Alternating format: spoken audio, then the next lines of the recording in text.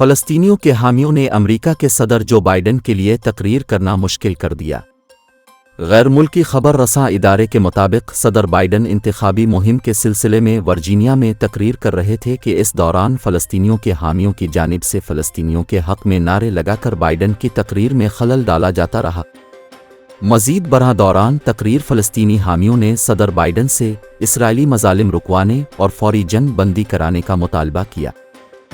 ख्याल रहे कि 7 अक्टूबर से गज़ा में इसराइल के सफ़ाकाना हमले और वहशियाना बमबारी जारी है। इसराइली हमलों में फ़लस्तीनी शहदा की तादाद 25,000 से तजावुज़ कर गई है, जबकि 62,000 से ज़्यादा ज़ख्मी हैं। लाखों बेघर फ़लस्तीनी खुराक और दवाओं की शदीद किल्लत का शिकार है।